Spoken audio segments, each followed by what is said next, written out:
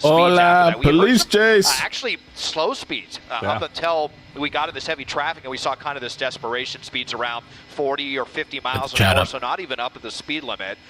But, you saw that despite the low speeds, the suspect not afraid to get over to the right-hand shoulder to try to evade law enforcement, try to put some distance between them and these squad cars, but nothing doing here. CHP, they tend to be one of the more aggressive agencies. Plus, we're talking about the Inland Empire, which in my opinion is, even more aggressive than CHP in general. So looks like they're pretty determined to stick with this, even though, it sounds like the want so far is kind of minor, but then a minor want, but you got someone who is running for police. We know that CHP does not like to give up these pursuits, and they seem pretty determined to stick with this one as we continue rolling westbound 91. Yeah, and Desmond, I'm just looking at the, you mentioned that traffic collision. I am looking at the CHP log. That was the westbound 91 east of Pierce, and apparently it was a vehicle that rolled over at about 2:30. It is on the right-hand shoulder, as you mentioned, but it is causing some of that buildup there, so we'll see how he does after that. And you mentioned, DUI is the want. I have to say, we have seen some of the maneuvers here where he's trying to get around traffic as we're starting to pass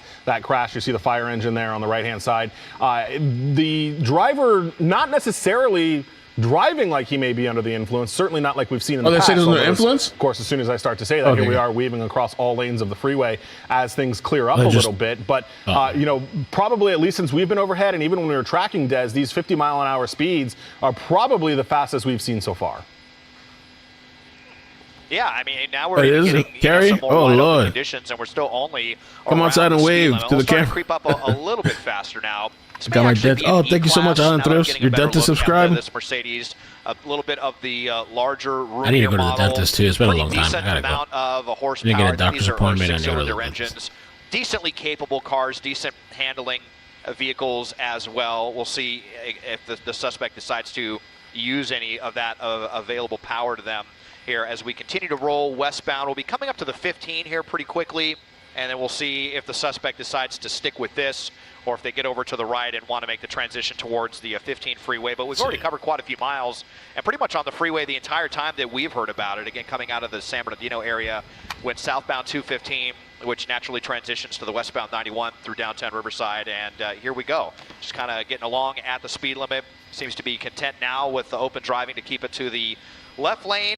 So apparently there was a passenger in there, and Wilson said that they had gotten out. And so kind of pretending like CHP's not back there, and they're just going to keep driving, it looks like. Yeah, CHP's certainly ready. Amy Johnson here at the anchor desk with us now. Des, Amy, this DUI pursuit, 55 miles an hour, not terribly fast. No, and for whatever reason, it seems like every time there is a pursuit, it's cruising. The windows are always so dark, we can't see if anyone else is in he's there. picking up speed, it's kind of surprising at this hour that there isn't a little more traffic on the roadway, but it does seem like speeds are definitely picking up now, Des. Oh, wow. His speeds are starting to pick up. Look at this. This is by far the fastest that we've seen this suspect going. Wow, he's picking up speed. 100 miles an hour, triple-digit speeds. Very dangerous combination when this was, a suspected DUI driver to begin with. When they say suspected DUI, it could have been the person weaving in and out of lanes, but maybe they were maybe they were texting on their cell phone or were distracted by something. Whatever it was that got CHP's attention, but they're calling it suspected DUI. And if that is the case, definitely dangerous. But now all of a sudden, kind of slowing back down again. Maybe we're going to have a little bit of traffic building here as we approach the 91. Up to 100 miles an hour, and then right back down to about half that. Back to between 50 and 60. CHP doesn't care. They are still right behind this guy. And Des, I wish they would kind of zoom into the driver's side. I don't know if the window's down or not. You can see kind of clearly into the driver's side window, fidgeting around. Yeah, and they've got the plate. I've heard them call out the plate. So, there's no front plate, but we know there's a back plate because they've put that out. And it makes you wonder, a lot of law enforcement agencies, primarily here in the Los Angeles County area, if they can feel like they can look, his arm's out the window. Give it up as we're getting the window rolled down. And Des has got the back window down a little bit too. Something flapping around on the ceiling of the car there, but I don't see anybody in the back, do you? No, don't see anyone there, but he's got the window down and just kind of going along. Nice Southern California day with the arm there out the window. Yeah, still just seeing the one person in the vehicle.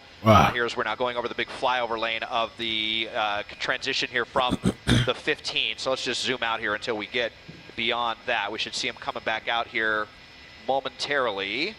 So this big, huge carpool lane connector that they built. And yeah, wow, are we taking really off taking again off, here? yeah. We are really starting to take off again. Yeah. So back up way over 100, over 100 miles an hour, 110. Yeah. Just slamming on the gas pedal all of a sudden. 120. And CHP actually looked like they might have backed off just a little bit. So this is the second time we've seen them now with just slamming on that gas pedal, using a lot of gas when you do that. So, you know, which could end up bringing this pursuit to an end more quickly. We've seen that a lot of times in the past where these suspects just go pedal to the metal and they just start guzzling that gas. And if they didn't have a full tank, you know, then that's just going to make this pursuit end more quickly. So we'll just have to see if that is the case, but so far just continue to fly along now as we are well into Corona. We passed the 15, so we are officially on our way to Orange County now, westbound on the 91 through Corona, now onto the right-hand shoulder. Wow. Yeah, really quick, Amy and Desmond, just listening to some radio traffic, we were talking about if they know who this guy is. They do. They now know that he has a criminal history and apparently a history of violence. So that could also be why I didn't hear that if he's got any active warrants or wants or anything like that, but they now know who this person is and they know that he has a criminal history and according to the radio traffic here at least, a possible tendency towards violence. So they're going to take that more seriously. They've already got a K-9 unit involved in this. They've already made the decision that if this comes to an end and he runs, they're going to release the K-9 immediately. So we'll see. And Des, it looks like also you have a H-80. I think this is the CHP's Inland Division helicopter that looks like they're going to come in here and probably take over from 40 King, which is the San Bernardino Sheriff's helicopter. Yeah, so they'll have a fresh tank of gas. That is definitely good news. And I'm sure that they are getting CHP on the horn in Orange County as well, where they keep their helicopter at Fullerton. I mean, we're on a course to go right by there at this point if they continue. So definitely a lot of communication happening with various CHP offices now communicating from the Inland Empire, letting Orange County know that there is a pursuit headed their way, westbound on the 91. Might be heading through a construction zone as we approach the 71, that very well-publicized expansion of the 71 freeway. Can't remember if all the road work is on the eastbound or the westbound side, so we'll see if that has any play in all of this. But traffic is going to cooperate with this suspect because, again, the eastbound side is the volume side, and as we get into Orange County around the 241, you're going to really start to see that stack up on the eastbound side. Yeah. I just activated the bot. It is a driver's dream headed towards Orange County. No issues as far as slowdowns that we see anymore for if you guys could hit the like button, please do. I'd appreciate that. If they want to get back on that gas pedal, they will definitely have the ability to do that with pretty light traffic conditions headed into the OC. Well, and I have to say, Desmond, I know that this person initially the want was suspected DUI, but this person has really been able to maneuver this Mercedes, doesn't seem to be having any trouble staying in lanes, and at times. Oh, they don't got any broadcaster. Hold on, I got an idea. Hold up. And someone comes speeding up so fast behind you, and all it takes is one person not paying as much attention, changing lanes, and this can really be a dangerous situation for everybody out there. But this person, fortunately, again, going a little bit slower, which is certainly a good thing, but certainly doesn't appear any signs of stopping or pulling over for the CHP officer that's right behind him. Yeah, I mean, speed definitely the biggest factor in all of the worst crashes that I've covered over the years of my many years as a traffic reporter. And, the alleged, suspected DUI was the one. But like I was saying, it doesn't necessarily mean that this person is under the influence. CHP probably saw them swerving in and out of lanes, could have been, texting, could have been talking on the handheld phone or fiddling with the radio or any of those things. Certainly, that is what we know. Grammy, thank you so much. That this person is under the influence, and the amazing times up to 120 miles an hour. More tame at the moment here, back to 60, 70 miles an hour. Hopefully, they realize that just pounding on the gas pedal and going 120 is not going to magically shake CHP from their tail and have them give up the pursuit. They definitely seem determined to keep up with this one. We've even seen CHP going along the right-hand shoulder when they had to in that heavy traffic to make sure that they stay right behind. So very close behind on the ground and in the air with what we believe is a fresh tank of gas from a different helicopter, a couple more CHP units getting involved. They may be coming in here to either relieve the units, or we wouldn't be surprised if we see them run kind of the extended traffic break where they get back there and then they try to slow down all the traffic to prevent anyone else from potentially getting caught up in this, because these situations are so predictable and volatile. They want to keep the public as safe as possible in all of this, but we're seeing this unit come up really close, maybe trying to get a better look, maybe a little reconnaissance there as they try to get a better look. Thank you. We'll see if that unit that just got on the westbound 91, if they're going to be the new units in pursuit, or if they're just going to, like I said, kind of fall into the back and provide a little bit of cover and run some traffic breaks. But we are almost in Orange County now as we continue westbound on the 91.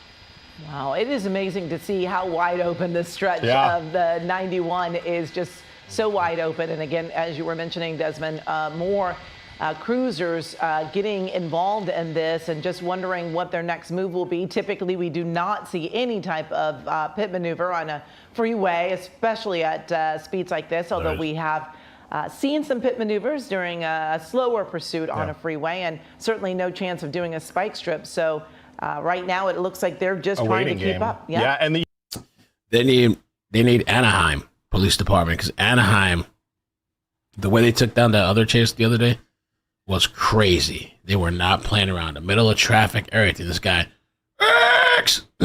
pit maneuvered, ended the chase. It was a wrap. Done. Leila, thank you so much for the memberships. Yeah, Maddie is. Yeah, Maddie's good. Thank you. Can have, you know, a visual on them, but as Desmond mentioned, you know, the possible DUI probable cause to pull them over could be swerving, could be weaving, could be anything like that. And especially, you know, with these dark tinted windows, you can't always see what the driver is doing. And Amy, just really they're saying the driver's wanted for a possible DUI, even though seems like he's been driving spectacular.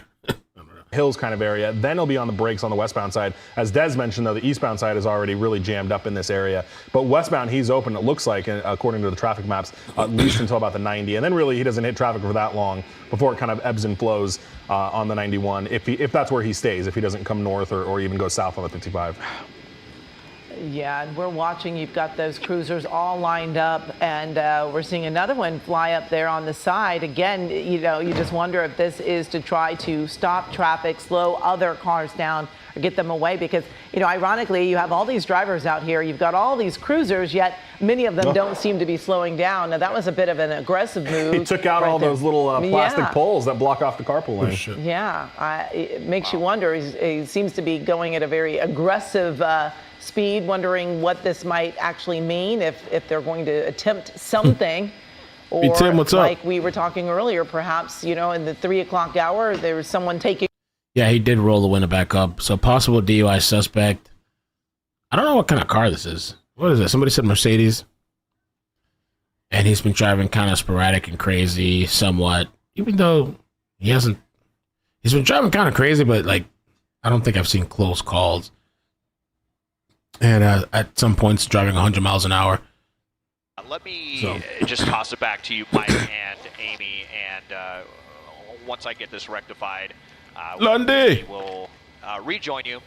I'll obviously keep the shot for you here, but let me just toss it back to you guys here. Yeah, absolutely. No worries. I was just letting everybody know that we are switching into Orange County's jurisdiction.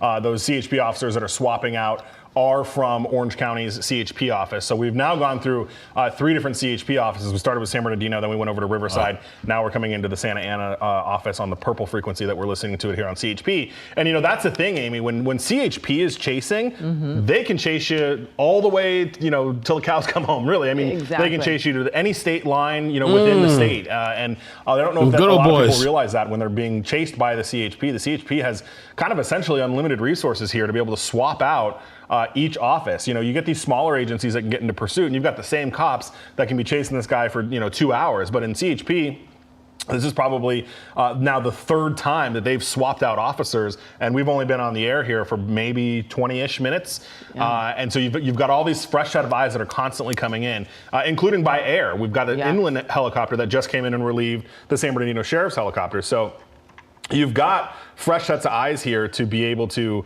really stick with it. Them boys rolling deep.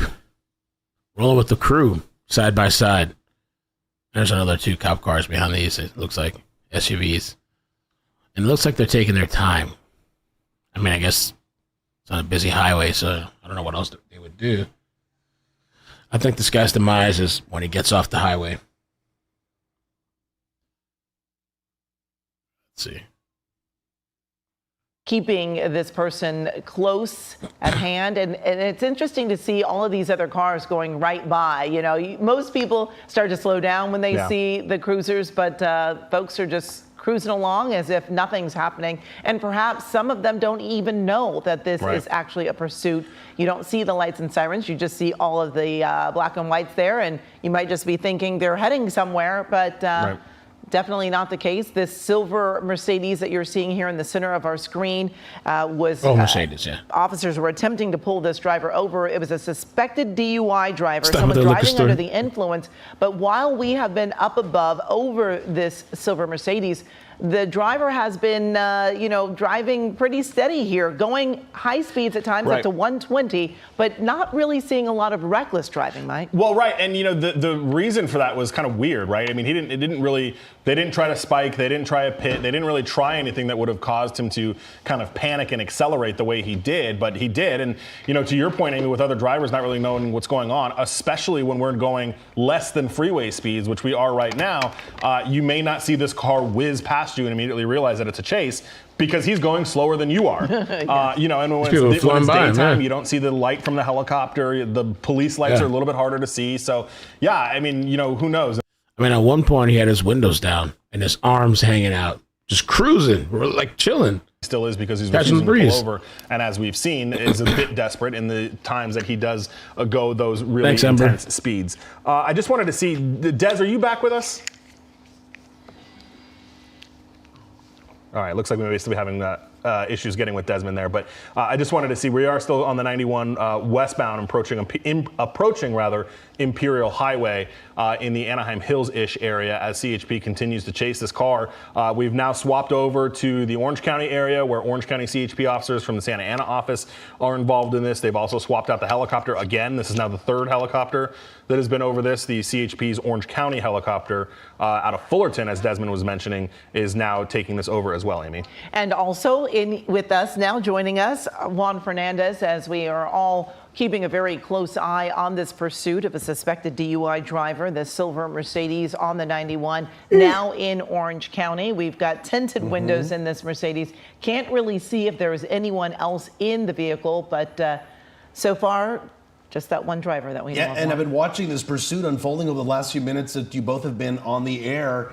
And look how steady the driver is, staying within those two lines of traffic there. CHP approaching just a little bit. There's that U-Haul truck on the side there. As you were saying, Amy, possibly these people have no idea that a pursuit is going on. Do we see lights and sirens, Mike, as well? Yeah, they are. This is full-blown pursuit. CHP has not gone into any kind of tracking mode or anything like that. This is a full-blown pursuit. CHP generally doesn't do tracking mode. They're generally with it the entire time. It's not. They're not really a situation where they do that. Now, I do want to let everybody know this is a playback from just a few moments ago. We're having Desmond Shaw switch mountaintops because we come through those mountains there through the Chino Hills area. We got to switch our hilltops so that we can better get eyes on the situation here. And I think he should be coming back up live here in a second, and we do see a number of CHP units still behind the car. And actually, if we've got Desmond's live pictures that we can go back to, it looks like the car is coming to a stop here. Very close to coming to a stop here now, told. This is back live pictures now. Back here at 8 or 9 miles an hour. And again, very strange the way that we're just kind of stopping. I mean, traffic is not that heavy, not heavy enough to where there's obviously cars in front of them. Or maybe there is, actually. We see that truck on the other side. Slowing pretty significantly, maybe some construction workers or something like that. Des, we back with us? All right, Booth. Yes, I am here as we are. Pit him, just pit his ass. Oh, he could go into traffic though. For quite some time. Ooh, are they coming up like they're going to try a pit maneuver here? Certainly kind of looking like it. Might be taking the opportunity, yes. Let's go! Hey! Let's go, baby! And a clean one, too. Get it! Oh, he's good! Maneuver there. He got out of it. Boy, they spun right back around. He's still going! And that didn't work, and now the suspect is really, really agitated. Oh, he's agitated. The subject. Really difficult. The specimen is he's agitated. Talking about here, kind of normal as you approach the 55. A little shuffle going through there. Typically trips up traffic here in the afternoon. It is so rare to see that. And if this Mr. guy didn't Tire. know CHP means Where's business, Mr. Tire he at? definitely knows it now. But he man. got out of that really, really quickly, unfortunately. You saw that other unit try to come in and pin You them can't in, pussyfoot and a it pit just didn't maneuver. work He kinda, out. it was But, clean, but it was a little, it was definitely soft wanted to too. bring this to an You gotta end. be aggressive with it. Whenever they It have looked the like a opportunity. Like the other textbook guy. case of that pit maneuver, Yeah. Desmond. But you know what? I mean, it looked perfect. I'll say the pit maneuver guy did a good job, but he needed the backup. Like the cops should have tried to I think he missed it. Oh, he's Watching driving as crazy he's now. weaving back into that Oh traffic. no! And Was that certainly express the most lanes? aggressive driving we've been seeing so far. Yeah, no doubt about it. Then Woke over his some of ass those up. little plastic dividers there to keep people Maybe this guy was nodding out, and then the guy pitted his ass and woke him up. well. And now we're up Look to at just this. about 90 miles an hour. The Wow. desperation here as they try to get around this little pocket of traffic. Oh, once we see- get past see, the the 55, cops shouldn't have I think stopped it's right going there. They to should have open up rammed through him. the Anaheim and Would've been Fullerton done. areas, and then maybe going to be pretty wide open until we approach the 5. So 100 miles an hour. Now up over 100 miles an hour.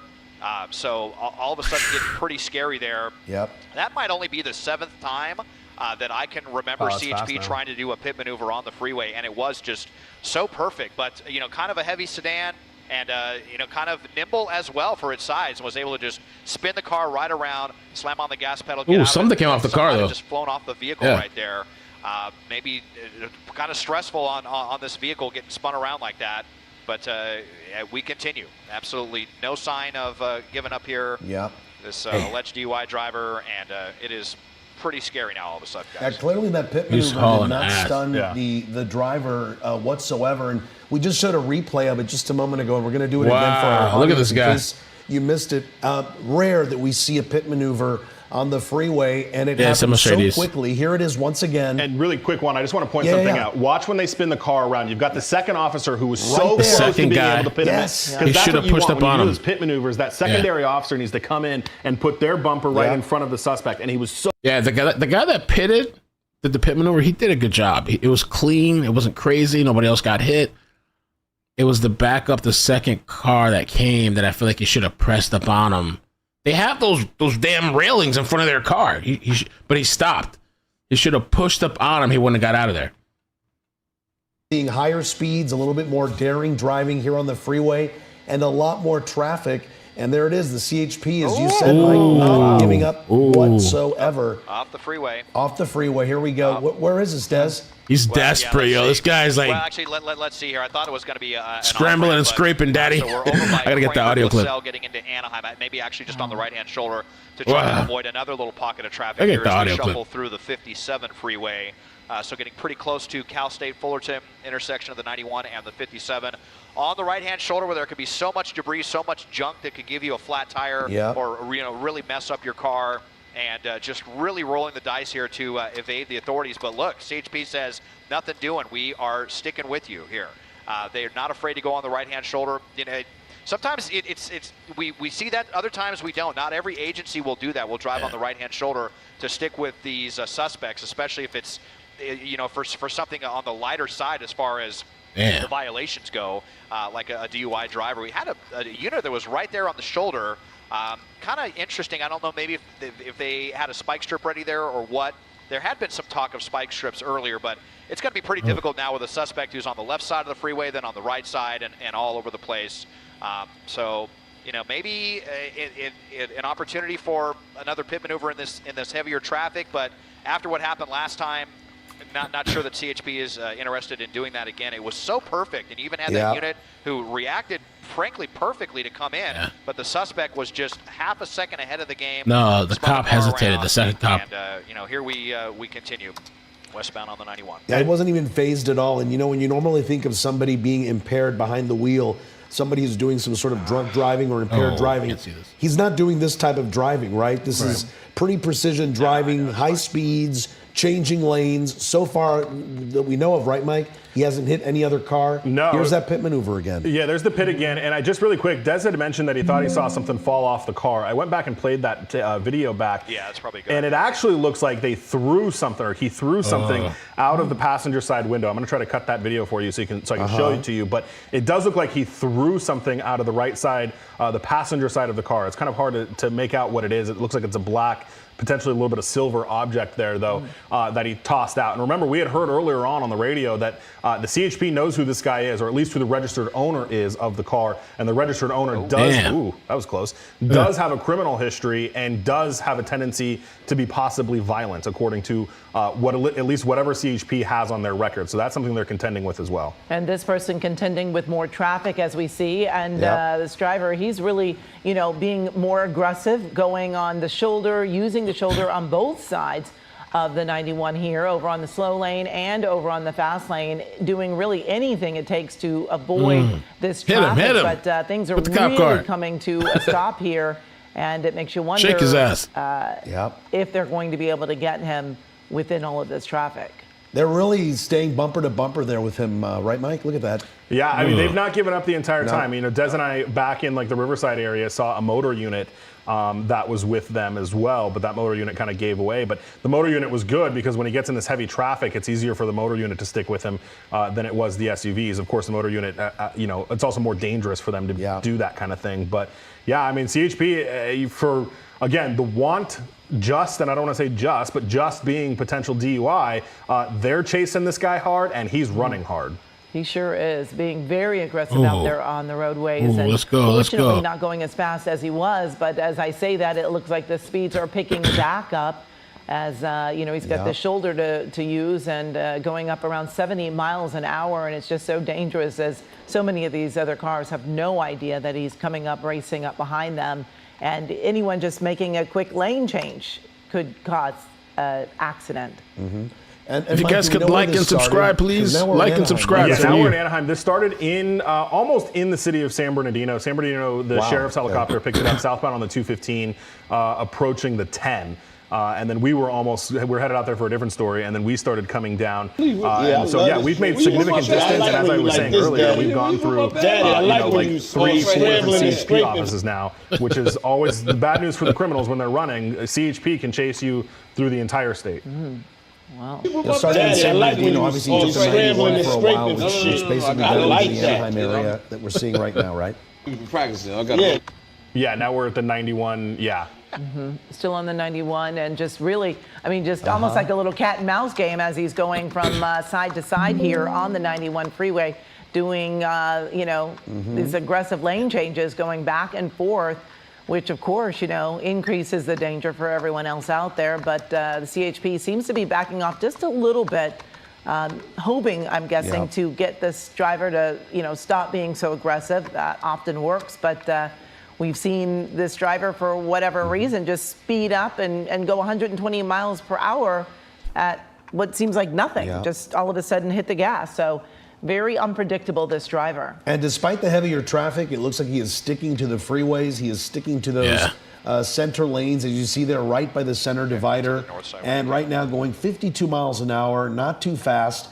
But again, it seems right now, even with the heavier traffic, he has no problem keeping quite a distance from the CHP that's behind him just a little bit. Again, a driver wanted for possible DUI, a pursuit that started in the San Bernardino area. We are now in the Santa Ana Garden Grove area. This driver covering quite a bit of ground, leaving the CHP basically behind him in chase. What we do know is the CHP knows who the registered owner of this car is. Whether that is the driver, we do not know, but they know that the owner has a criminal history and he is known to be violent, and that is a big concern for them. There hasn't been any talk about a weapon, but Mike was just telling us a little while ago that he saw something being thrown out of the car, right? Yeah, and I don't definitively know that it was a weapon. I'll tell you when you look at it, and I've got the tape right here on the right side of your screen as he comes across. You saw it thrown out right there. I'll slow the video down for you, highlight it, and you see it kind of bounces there on the asphalt. Now, almost jumps the median, right? A little bit, yeah. And interesting that he tossed it out the driver's side and not the passenger side, whatever that was, comes out of the window there and kind of bounces along the freeway. I don't know that CHP I saw that. I don't know if they went back to try to retrieve whatever that was, but this was right on the 91 express lanes in the Anaheim area where that was appeared to have been thrown out the side of the window there. Do they know about that, Mike? Do they know about that item that was tossed? I didn't initially hear it. It was hard because I didn't see I wasn't watching that live. Okay. It wasn't until Des kind of pointed out that something may have fallen off the car that I went back to look. Des, did you hear any radio traffic to see if they went to try to recover that? I did not hear that, but now my pilot Mike up here is telling me that we're hearing from law enforcement that the wife may have called this in, or is something to do with the suspect's wife on this. So I'll try to clarify those details once I get a chance, but it sounds like the situation has something to do with the suspect's wife is kind of some of the chatter that we're hearing right now. So that might be kind of interesting if she was the one who called in suspecting, that her husband or significant other was driving drunk and maybe gave them the license plate or something like that. And she snitched. They saw the criminal history attached to it. So that may, shed a little bit of light. We'll try to clarify that situation as we just continue to be on the 91. I mean, we've basically been on the same stretch of asphalt the entire time, although are we making the transition now to the southbound 5? I believe, no, this is, well, let's just give me a minute here. This big crazy interchange of the 5 and the 91 with all of the flyover lanes. And we'll see here as the suspect was trying to make a last second maneuver. It looks like it could be the 5. Is going to continue westbound. I think we are going to be northbound 5. Just give us 1 second here. We continuing on to, I guess we're going to the northbound 5 now. So that is not going to be good as far as traffic goes for this suspect right now. I mean, we've already hit some patchy on and off slowing there on the 91. Thursday, thank you for the 10 memberships. One of, if not the busiest days of the week on any stretch of roadway. And the 5 is this section of the 5 between the 91 and the Eastdale interchange, one of the busiest in the world. The southbound side is more the volume side, but it's really kind of a crapshoot. With Layla first, then the KW. As we approach the 605, they did that big widening project here and added 2 new lanes, and a lot of the traffic that we see on this section. It's convenienced all the criminals. LA County border. But we'll see as we get up to the 605. Thank you for the open roads. If we're going to start to see some more heavy traffic, and the shoulders are a little bit more narrow there, could definitely present some danger to the suspect and the public if we continue that far. But let me talk to my pilot Mike again, see if we can clarify that situation involving the suspect. Well, and that would make a ton more sense as to why CHP is chasing it as hard as they are. If they've got information from his significant other, wife, whoever called this in, they may have a lot more details than anything that we're privy to, which could explain why they're continuously chasing it. Because even for CHP will chase anything, but even for CHP, this is a fairly aggressive chase for something like DUI, especially now that we've gone through 2 counties, San Bernardino, Riverside, or 3 counties rather.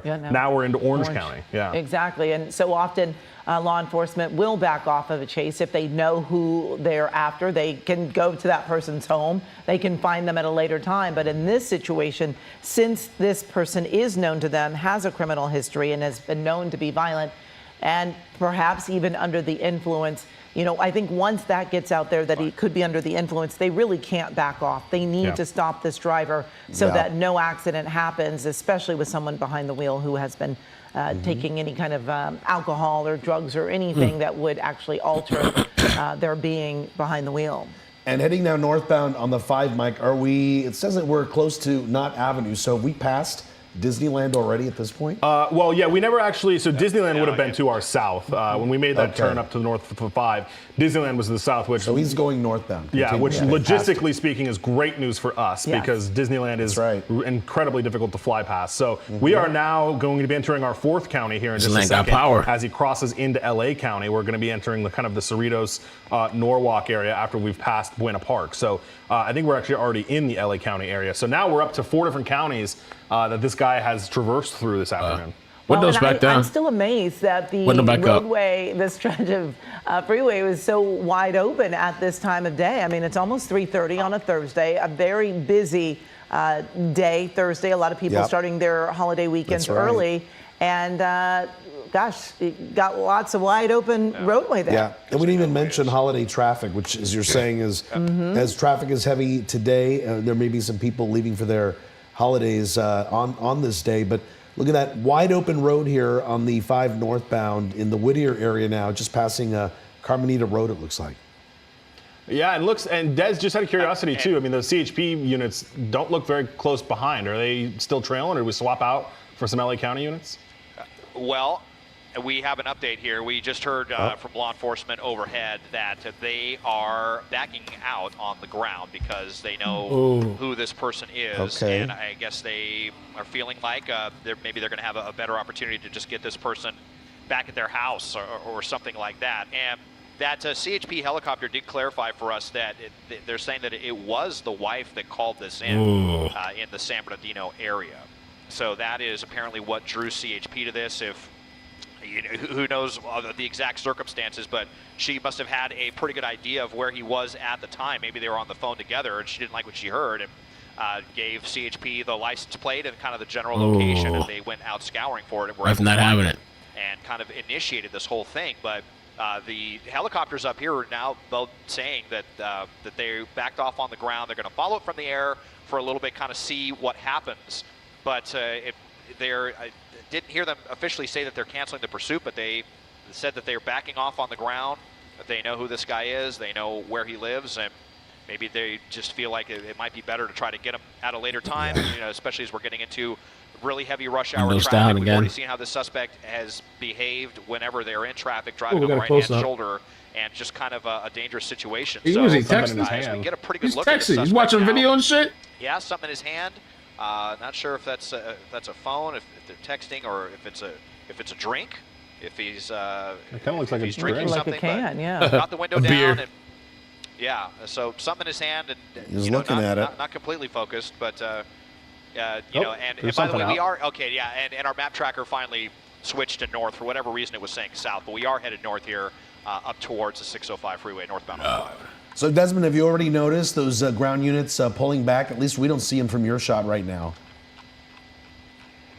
Yeah, I'll just go ahead and widen way out. Well, they still got this unit right here. So they got somebody on there. Told us, but they do still have a couple actually trailing. They got two guys. So, chilling, maybe they're not so aggressive, but they're just following on this one. But maybe it was those initial units. Call us mama. Out. I mean, we are dealing with different, different jurisdiction now, or different offers from the CHP. Apparently, that guy that was hanging off a light pole or like a power pole the other day, they said he had like a crack pipe in his hand, and he just came down willingly after a while. That was it. What's going on inside that car? Damn. Yep, windows up, and now we're hearing them say that they are gonna stick on this. So I guess it's a fluid situation. Lots of calculations. I guess just ignore the last 2 minutes of what I was talking about, but what we heard. And now they are suddenly re-engaged, and I think that canine unit is still here too. I believe I heard that they're back there as well. Yeah, it does seem, though, that these cruisers are giving this driver a little more space, probably in an effort to hopefully keep him from speeding up again and hitting those high speeds that we saw a little earlier where he actually hit 120. So certainly him going only about 60 miles an hour is certainly better, but there's too much traffic on the roadways now, going too fast to attempt another pit maneuver. Certainly can't put spike strips out there, so it'll be interesting to see if they are trying to come up with another way. But we did at least see one attempt, for folks that are just joining us, we did see one attempt at pit maneuver, and it really did look like a textbook pit maneuver, but just a little off by the second cruiser that came up behind. And this driver was able to pull right out of that, turn around, and picked up the speeds and got away, got through a lot of thick traffic. And now things were looking a little more open, but now it looks like we're seeing a little more traffic now. A little more traffic. He's going a little slower as well. And as he's mentioned, he's already hit 4 different counties in this pursuit, from San Bernardino to Riverside, Orange County. Oh, they're actually. Fox got audio. I'm surprised. I'm shocked. Somebody's talking now. It's like she in a tunnel or some shit. Got a good look, and they tried to bring this suspect to this pursuit to an end. And that pit did not work because, as you can see, the pursuit is still underway. But again, given the heavy flow of traffic right now, speeds are reasonable. KW, low, thank you. In the 30s, according to our extreme nav technology. Nutbag loose on the streets. Police, looks like CHP now. Wild. The northbound 5. So they're saying his wife called and said he's under the influence, probably. I think they said drinking. Dang. Who knows what else? There's probably more to the story, too. Maybe they're arguing, fighting. I don't know, maybe he'd hit her or something. Which it really can't at this point in time, given the heavy flow of traffic. So speeds well below the pit maneuver range, which is exactly why they were able to attempt one in the very first place. Now that I'm saying that, they've got some open road and speeds quickly picked up to ABC's live. 50 miles Oh, per I love hour. ABC. Of Okay, course, let's we check. bring this to you live on the air because this serves as a check. safety public service announcement. If you have anyone out there, please let them know check that it this out. person is coming up behind them. It may not look dangerous, but you never know what's going to happen. NBC is And there that brings too. me to this Amazing. next thought, which is now we're going to veer off to the shoulder. So now some more erratic driving just Yeah, to they just told me. Looks as if, from our vantage Oh, point, this is he's beautiful. onto the I love it. shoulder, I love and it. as he approaches more looks so good and traffic, clear. Okay. everything takes on a much more serious tone. Amazing. HD, Yeah, 4K. that's the problem, Not is that 4K, as but- he's made his way into LA go. County, heading Let's northbound go, on the baby. 5 freeway, Wake up. traffic has really picked Go. up. Get the energy picked going. up Let's on him. wake I'm up. not going to say it's heavy traffic, but there's definitely more volume that he is contending with that he was not dealing with earlier on in this pursuit on the 91 freeway. Now he's got some more traffic, so he's deciding to speed up on that shoulder, using that shoulder as a freeway, and now CHP trying to catch up. They're in the position of deciding whether or not to re-engage this pursuit or just follow from a distance. But if this driving continues, you're going to see them get involved here if they can catch up, because he is definitely driving more recklessly, more erratically. He's not signaling as he crosses over all of these lanes here, and he's really, in fact, those cops are way back there. The CHP has almost entirely fallen back. They're still heading up this way. They haven't turned around car looks or good. That's pulled a nice back looking car. completely, but this is no longer a hot pursuit. They are Look at the damage on the side there. Look like to the door. Looks like he must have hit something. I don't know, a car or some type of railing. when they were right on his tail. And now Let's go, we'll see baby. if the decision-making changes or if they just continue to just let this go. Right now, he is using all lanes and the shoulder of the 5 freeway. Well, Chris, as you mentioned, the officers pulling back on the ground. What about air support? Where are the helicopters regarding this? Are they following him from so they have eyes on him? It's not as if he's going to sneak out of there. Yeah, in the last few minutes, we now have both helicopters, California Highway Patrol and the LA County Sheriff's Department, assisting and watching over this pursuit. And so now that is, so correct. He is now basically, he's got the eyes of those helicopters on him, which really is what gives those ground units the opportunity to pull back here. So he does have plenty of eyes on him. They are tracking him from above, but the speeds here are picking up. He's, again, not doing extreme speeds, but you could tell just in this shot here how much faster he's going than all of the rest of the cars on the freeway. In fact, now he's really gassing it. He's pushing about 90 miles per hour, trying to speed past everybody in his way here. It only gets heavier from here, and thank goodness he's on the northbound side, because if he gets on the southbound side, traffic coming southbound out of LA is much heavier as we get towards the bottom of the 3 o'clock hour. But even northbound, I'm tripping. Yeah, Tiny Tacos. What the hell? He got pit maneuvered. eventually one of them will pull off and get fuel, but they're able to watch him from above for now until they decide to go ahead and re-engage him on the ground.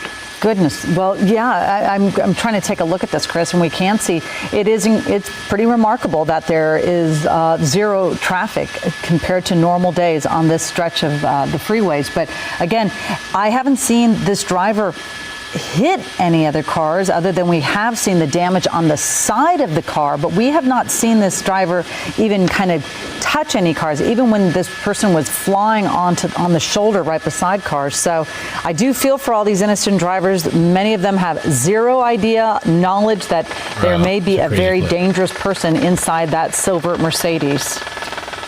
Yeah, we should reiterate that the little that we do know about this driver is that he is said to have a violent criminal past. So if that's any indication of what they're dealing with, take with that what you will. But in any event, the aggressive nature of the driving is really the most concerning thing I've seen. I mean, he's cut off dozens of drivers at this point with these very, very last-second lane changes. He's not signaling at all, and he is speeding up as he encounters any kind of traffic, even using that shoulder as an expressway, so as an express lane, I should say. And once again, it looks like he might even do it again here. He's speeding up all the way in that right. He appears to be very distracted. He's looking at something either in the center console or maybe a cell phone. He's got his right hand on the wheel. He's definitely,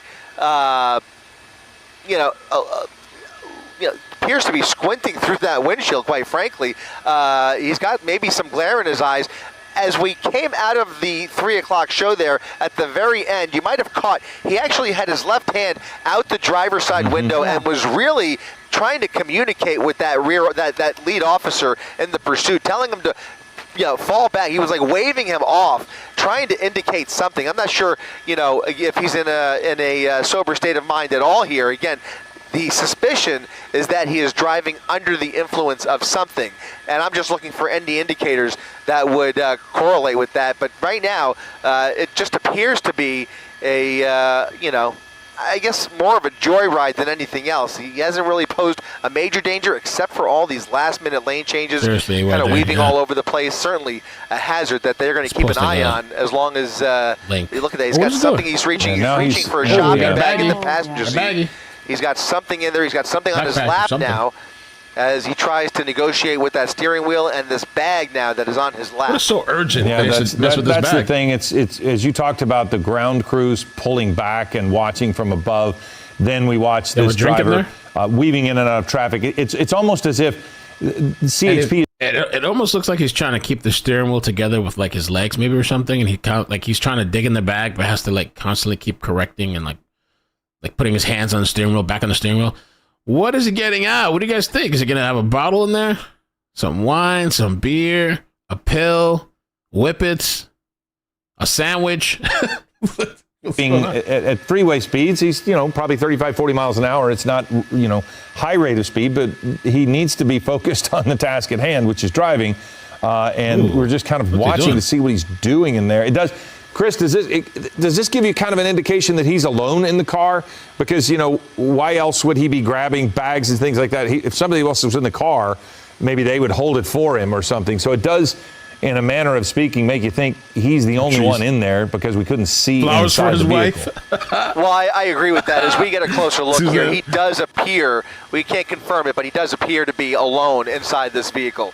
But the behavior behind the wheel here is very suspicious. I mean, we've seen plenty of pursuit drivers who reach for a snack or reach for a drink in the middle of the pursuit. This looks like a large plastic bag or even a shopping bag that he's trying to dig through as he turns the steering wheel. I don't know this may be maybe a 7 or 8 year old Mercedes-Benz that may or may not have lane assist, but he's basically juggling the steering wheel and that bag. At times, neither hand are on the steering wheel, but you can see he's still lined up with that right lane. He's in the number 1 lane, traveling at fairly freeway speeds. In fact, let's go ahead and throw up the real-time speed tracker. You can see he's actually going slightly below the speed limit at about 50 miles per hour as he is distracted with whatever is in that bag. Again, whatever he's reaching for is a complete unknown to us. But he is definitely, I don't want to say he's relaxed. I mean, he's definitely moving around, reaching for things. He's kind of like almost looking for the helicopters, the way he's kind of looking underneath the roof of that car. So you get the impression that he's still aware of the law enforcement helicopters. And by the way, with 2 helicopters right overhead at probably 400 or 500 feet, plus the media helicopters, he's definitely hearing some of this activity and, is probably well aware that he's not out of the woods by any means. No, he's definitely not out of the woods, as you say, Chris. It is just so interesting to watch, though. You cover pursuits numerous times. It seems like a week these days. Summertime happens, and these drivers just decide that they do not want to be caught. But again, they're all different. Now this one doesn't seem like it's taking on such an immediate need of nervousness here. But one thing that we do want to point out is that also in Redlands, we have activity going on at the home of Dan and Stephanie Menard. That's what you see in this other screen here. Leticia Juarez was there. That's a missing couple. They are the couple that has been missing, that were last seen this past weekend, leaving their home. They were in somehow connected to a nudist ranch in Redlands, but Leticia Juarez was reporting on that. We're going to keep an eye on. Connected to a nudist ranch? Is somewhat underway. We've not seen anybody go into that home yet, but they are certainly surrounding it with what appears to be SWAT. So we're watching that. as we continue to follow the chase. Yeah, and Philip, you're looking on the right-hand side of your screen still, and we're talking, it looks like one of those, obviously a SWAT team vehicle, a Bearcat. They have the shield up, and you can see a SWAT member peering through the top. So there is something that's leading them to believe that something dangerous may be happening inside. We know that this couple was last seen over the weekend leaving, but again, they're focusing so heavily on this home. We're not quite sure if this is their house indeed. We just know that all the police activity that has been happening throughout the day, it has all been focused on that one home in this one community. We are thinking it may be linked to Dan and Stephanie Menard. So we do know, I believe it's Dan. They're elderly. One of them suffers from dementia. So there's a lot of concern trying to locate this couple. Again, they were with their small dog as well. We do know that a lot of the community in this area, they've been very concerned about this couple's well-being. So again, we are watching on the right-hand side of your screen from Redlands. That search taking place. We do know we will go to Leticia Waters for Eyewitness News at 4 o'clock for a live report. But again, we are staying watch over this to see if there's any major breaking developments happening on the right-hand side. And then Chris Christie, you're in Air 7. You're in Boyle Heights now, where this pursuit is taking place. This is a DUI suspect. But again, there's a little bit more behind this DUI suspect. This person may also be very dangerous. He's believed to be dangerous, and he is now on the phone as he continues the run from California Highway Patrol, which, by the way, they have now re-engaged this suspect. So he is now he's now encountered with 5 CHP cruisers right behind him with lights and sirens blaring. The pursuit is back on. He is on his phone, and he appears to have the right 2 lanes to himself here as he transitions over to the 10 freeway. We are coming now off the 5 freeway in the East LA interchange, and just like that, we've made our way from San Bernardino, Orange County, and now through LA County all the way in to downtown LA, where this pursuit is continuing into the East LA interchange. Looks like he might be taking the 60 freeway here. He's got a number of options, as you well know, on the freeway. Right now, he's basically taking the path of least resistance. Every time he has a decision to make or a lane change in front of him, he's basically taking the lane with the least amount of traffic. And that appears to be the route he's going to go here. He does not like sitting in this heavy volume, and he's in the worst spot at the worst time of the day in one of the busiest cities in the world where it comes to traffic. And now he has a full-blown rush hour jam ahead of him here on the northbound side, or I should say northbound 5 freeway in the East LA interchange underneath the 60 freeway now. Well, Chris, one of the things I was looking at when this happens is if he is dangerous, it feels like it's almost a necessity for police to get up close, because we don't even know if he stole this vehicle. So given the potential for violence, given the failure to pull over, given the DUI, if he gets boxed in somewhere, you could potentially see an opportunity for a carjacking or some sort of violent act by this person. And at that point, CHP is going to need to be there to be able to react quickly. So, and then now if you see some sort of car accident, which we're looking at again, you feel like that's kind of why CHP's got to get up there so that they are in place with whatever happens. I will say, Philip, these have become just for whatever reason, and there are lots of reasons.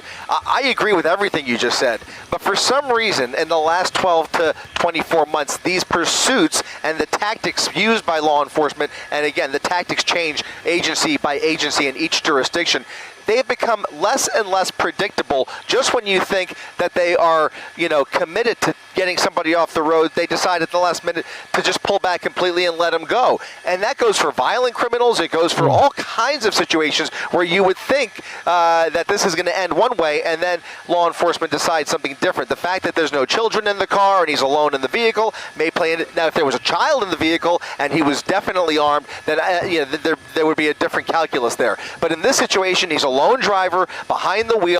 Is he leaning his head on his hand kind of thing? Like, is he just like slapped over like, yeah, I'm in this police. It's like his head is just like, well, like everybody's after him and shit. in the area, how many resources they want to dedicate, what is traffic like, what is the risk to all of these other motorists, which obviously the risk is high, as you mentioned. If this comes to a sudden stop and he's agitated and tries to carjack somebody, we've seen it happen numerous times in recent years. It's almost become much more frequent in recent years than it ever has been, where you see that kind of bold. I wonder if he's talked to his wife during this ride, since she called the cops on him, right? Like, said he was under the influence. I wonder, has she been calling him, blowing him up, texting him and stuff? Did he silence his phone? Did he turn off his phone? Ways at one point or another in the last several years, and the violence is unpredictable, and the tactics by law enforcement are also unpredictable sometimes. And when you have so many variables like we do right here, this is now graduating into a joyride up the 5 freeway, or I should say on the 10 freeway. Now we are now on the 10 freeway, eastbound side, or I should say westbound side of the 10 freeway. That was the sheriff helicopter that just drove through or flew through the shot there. Let's make sure. Now, you said westbound side, but the map that we're looking from Sky Map 7 says eastbound 10. Yeah, that's the real map. It is westbound. He is traveling westbound. The northbound, the top lanes going the opposite direction are the eastbound lanes. Okay, great. The side that he's on, those are the westbound lanes, as he is just approaching the Fashion District here. So he's well into the heart of downtown LA. He's going to be running into some real traffic here before very long. I mean, he's approaching the 110 freeway, and this is exactly, as you well know, where it bunches up. The bottleneck is real on a Thursday afternoon, especially on the eve of a holiday weekend. A lot of traffic out on these freeways, and he is encountering some of that heavy volume as we speak. What I would have loved to have seen, if they had enough units, and it appears that they may, is for somebody to give the go-ahead and break the traffic behind him. If they could cut traffic off behind him, they'll have less collateral, they'll have less crossfire risk if this comes to an end where they have to use force.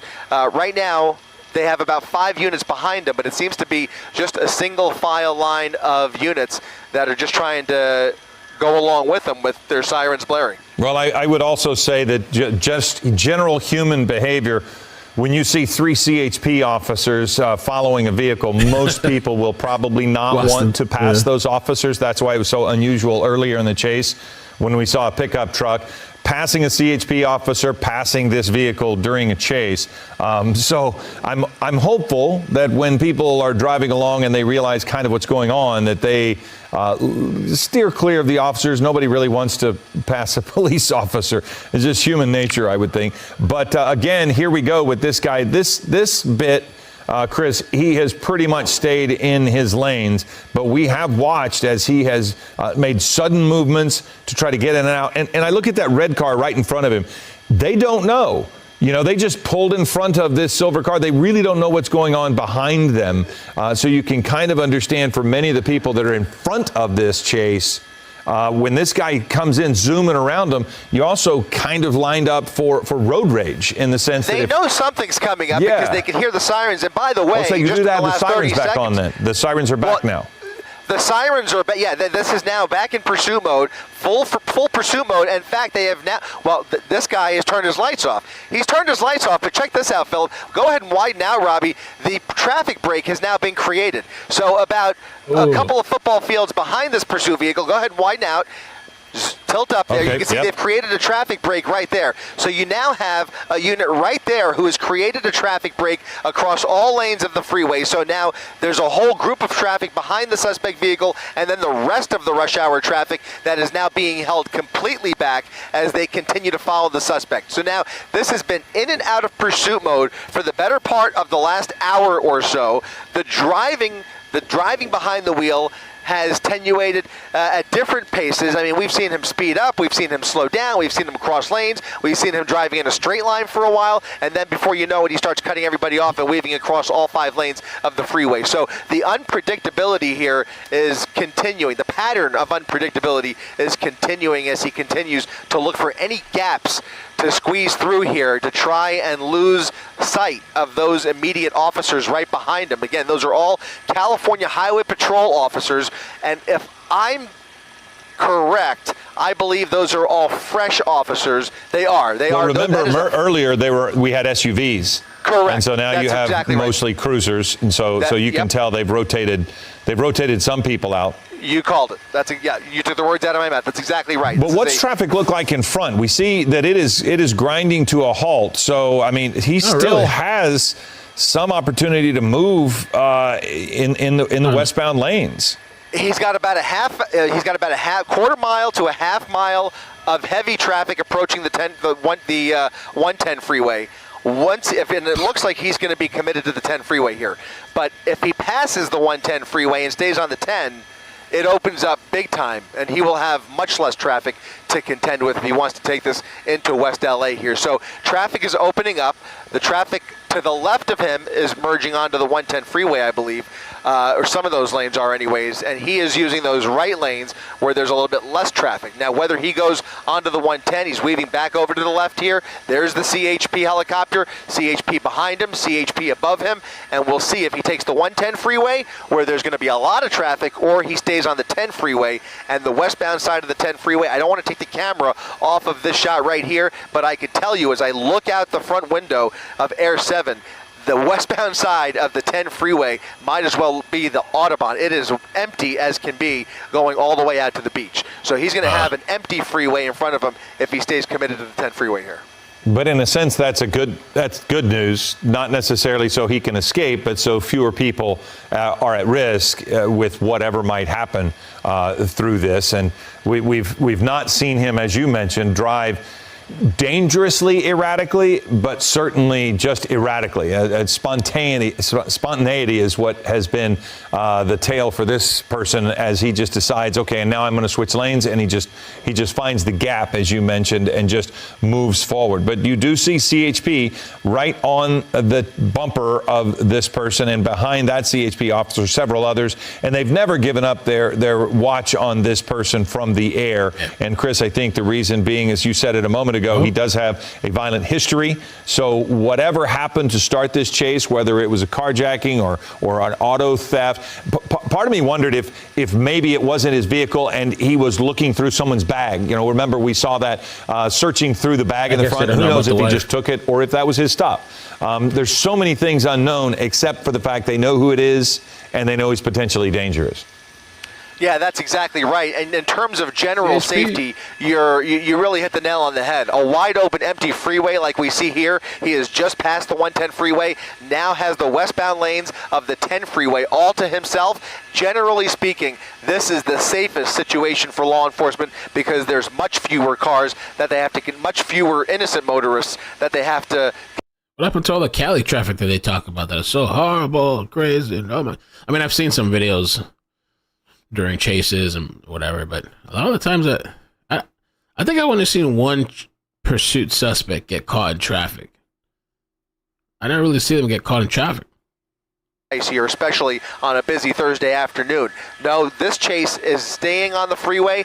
He's on the westbound side of the 10 freeway, which will take him all the way out to West LA into Santa Monica, and then he can go all the way to PCH if he wants to, or he can get off anywhere between now and then. But at some point, he's going to have some decision-making to make, and they will continue this pursuit all the way through. That's a pretty dope view. The cops, the chopper right ahead, CHP, the vehicle. It's like out of Grand Theft Auto. Trying to take some pressure off when they need to alleviate it, and then when they see an opportunity to apply a little more pressure, they'll turn the lights and sirens on and see if that gets his attention. And sure enough, it has worked, and you know, at least in the big picture. He's starting to speed up a little bit as he has a little more room to play with here. Maybe about 80 miles per hour at least. We'll go ahead and throw up our speed tracker, and you can see, yeah, he's doing right around 60 miles per hour there. So a little more traffic, and he'll just weave right around that. Pineapple said it's because 10 West is dead right now because people work in Santa Monica and live in cheaper inland areas. That's why 10 East is packed. Okay. Yeah, the other side is packed.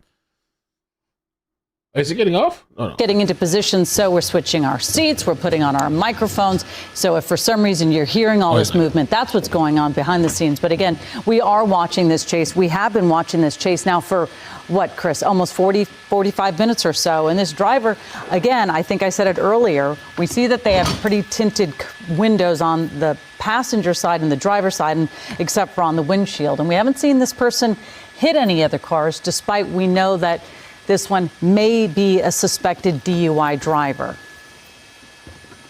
Yeah, I caught the tail end of that, but as he is continuing westbound on the 10 freeway here, it almost looked like he was going to get off the freeway. In fact, once again, he's getting all the way over to that right lane. For the first time, I have the feeling he may be looking for an exit opportunity off of the 10 freeway here for whatever reason. I don't know what that reason is because he's got a wide open freeway in front of him, but I just get the feeling the way he's pulled over all the way to the right lane here, he might be looking for an opportunity to get off here. He's been on the phone at various points over the last several minutes. You're right. He's going on about 45 minutes to an hour at least that this pursuit has been going on. And again, it has been in and out of pursuit mode throughout these various CHP jurisdictions. Now getting off at Crenshaw Boulevard for the first time. The suspect is now off the freeway. He is on the exit ramp at Crenshaw Boulevard, getting off at Jefferson Park. And you can see him now coming up on what I believe is a red light. He'll have a decision to make here. He can go north or south. He's got a green light, rather, but he can stop for a southbound turn onto Crenshaw Boulevard. Now, for the first time, Colleen, on surface streets. Let's pay really close attention and see how the behavior changes. True. And he is continuing now southbound on Crenshaw Boulevard, crossing 23rd Street. He's doing about 50 miles per hour on surface streets for the first time. California Highway Patrol behind him. CHP helicopter right above, keeping close tabs on the suspect. And now LAPD keeping a watchful eye on the movement of... I wonder if he has a plan. Is he going somewhere that he knows? Or did he just randomly get off? Off of Crenshaw Boulevard, now heading back in the eastbound direction. Eastbound Washington Boulevard, maybe looking for a chance to get back on the freeway, or maybe this is an area where he is a little more familiar with the surroundings. They do that sometimes too. Sometimes they'll get off and then just get right back on. But you just never know. He is looking to make a right turn there, now northbound back towards the freeway, possibly looking for an opportunity to get back onto the freeway. I'm sorry, southbound, I should say. Southbound towards the 10th freeway, coming to a stop here for no particular reason whatsoever. Oh, it's over. You're going in the parking lot? Into a parking lot. Let's see what kind of a commercial business this is. This is a commercial. Oh, come on. The worst time. With a parking lot that comes back out. Look at this. Pulling into a parking spot. Law enforcement is going to surround this vehicle at any second here as those CHP officers pull into this parking lot with him. The driver now stepping out of the vehicle, walking towards those officers, waving them off. He is not sober. He is, look at this. He just threw something on the ground, arms and hands up in the air. CHP with their guns drawn, aimed squarely at that driver as he exits the vehicle. He is not complying and is barely communicating. He is now showing his hands. If he takes his hands and puts them in their pockets, he is going to be in big trouble here because he is not listening. There he is, finally turning around, acknowledging their instructions, and stepping slowly in their direction, walking backwards in reverse away from the vehicle towards those officers. It appears that this driver is now willing to give up there, but very tenuous there for a minute as he was not complying. Just kind of acting very, very erratic there at the end of this pursuit. But now he appears to be willing to give up. Hands behind his back, CHP ready to take this suspect into custody. This pursuit coming to a peaceful resolution finally. Mostly peaceful. Nobody hurt, even though this was an hour-long pursuit that had some ups and downs, some nervous moments there for sure. But for the most part, we should be relatively grateful that this ended as peacefully as it has. I wonder what he threw out of the car. Stand by as you continue to watch us live on abc7.com and our 24/7 streaming channels. We are just getting ready for our 4 o'clock show, so in just about a minute. I wonder what runs through these people's minds. Like, what was the point of all that? You could have just stopped when they first try to stop you. Like, what is the point of doing all this crazy shit, risking your life, risking other people's life, all this wild shit for what? What's the point? Like, what goes through these people's heads? All clear. So your years of journalism, you're getting pretty good at this. You got it down pretty good. And yeah, oftentimes a lot of those cursory checks. It's mental health. Normally, when there's pursuits, it involves. I miss a good canine, like a canine attack. I miss a good one where it just shocks the person, wakes them up, brings them to reality. All of a sudden, their mental lapse is unlapsed. I miss a good. Oh, they're bringing like a little shield to check the car. Okay. You know what I think happened? I think the canines were causing the cops like too many. Like, they have them obviously, but I think they're a little more reluctant to use them because I feel like it was causing a lot of problems, like lawsuits and stuff. I remember there was that one. I don't know if you remember, Wilson. There was the one chase. I wish I knew what the thing what video it was that I covered it. That like the canine went and got the wrong person, but I don't think it was the canine's fault. I think the police mistook the identity of somebody. That shit ravaged the wrong person. I forgot it was. I feel like there was a few incidents where like the canine. I don't know if it was the wrong person or it did too much or whatever. Like, I don't know. Here's TMZ. All right, Andrew Kraft here now on Live Now from Fox. You were watching our sister station there in Los Angeles, Fox 11. Hold on, we're going to go to the other feed. I want to see them search the car. Well, if we have to switch 3 or 4 times, we'll switch 3 or 4 times. All right, so they got the trunk. Trunk's a mess. Lord knows what's in the trunk. I wonder if there's any alcohol in there or pills or drugs. Carly said, was his wife the one who got... Oh, I don't know, Carly. I didn't even think about that. Maybe that was his wife, because Wilson had said before I even went live that there was somebody in the passenger side and they had gotten out. We thought the chase was over, but it was just the passenger that got out. Damn, the chase is over. I mean, it's over, but the feed is over. I was kind of hoping to see. I wanted to see the search of the car. Yeah, real busy afternoon, you guys. We've been telling you about this missing couple out of the Redlands nudist resort there in Redlands tonight. I'm actually interested in that story about this nudist couple. I'm thinking we should cover it. Let's see what they're saying. Now, we believe that the home that is owned by the couple is just the home to the left of the screen here. So this is a home that appears to be right next door. Now, Redlands police say they have the SWAT team around the property.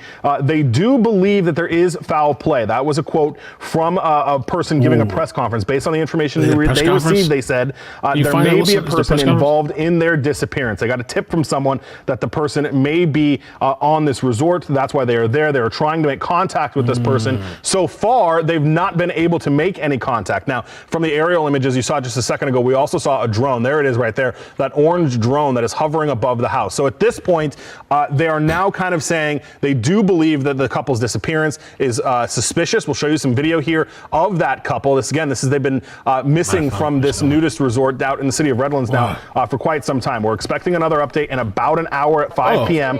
Right now, they're not giving us any description of the suspect or the person that they think might be holed up inside of that home, if that person's even there. Because again, they've been trying to make contact, but are telling us this afternoon that so far they've not actually been able to speak with that person that's in the home. They do have SWAT there. We're going to continue to monitor that situation as well, guys, here from the desk. We'll have any updates as we get them. Yeah, very interesting case. Mike, thanks for the update. A guilty plea today from one of the 4 men accused. By the way, I'm so glad that I ended that Brian Kohlberg thing earlier today. You know, when I came back, because I left, went to go get the baby.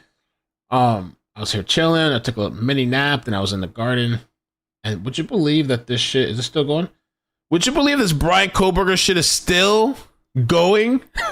Yo, I'm so glad I left. How many hours now? 6 hours?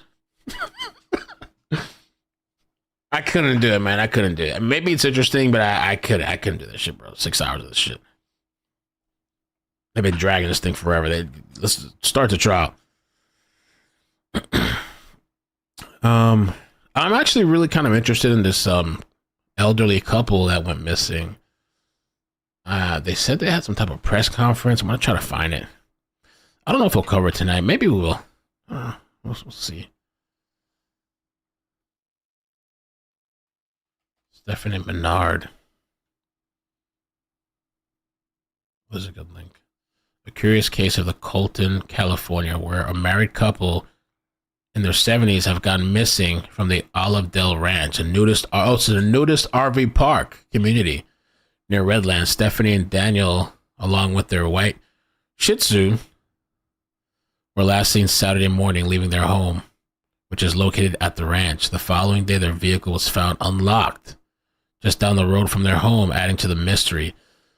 The couple didn't appear to take much with them, and Stephanie's purse was found inside the home, as well as both of their cell phones. That's sus. Friends of the couple are especially concerned because Menards were part of a potential lawsuit against the ranch, which led to them being harassed. Oh, shit. That's interesting. Maybe that could have some type of potential motive. Damn.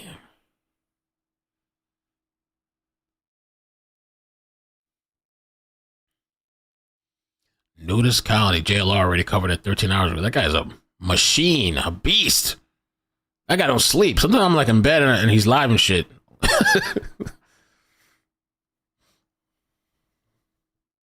I don't know where that presser is if they had one. Sound like the guy said there was one, but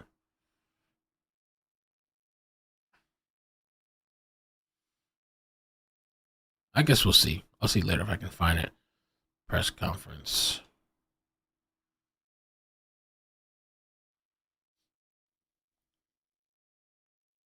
Something's fishy. Sam said, I hope they're not found naked. I would like to see if they're, it looks like they're out there live in person, but they're not like live casting it. It's actually the... All right, let's get back to the Redlands, where there is a large police presence near the home of an elderly couple who went missing over the weekend. Gil Davis is above in Sky 5 with the details. Gil? Well, Glenn and Lou, the Redlands SWAT team has made their move here on this house. This is in that Kiesel community.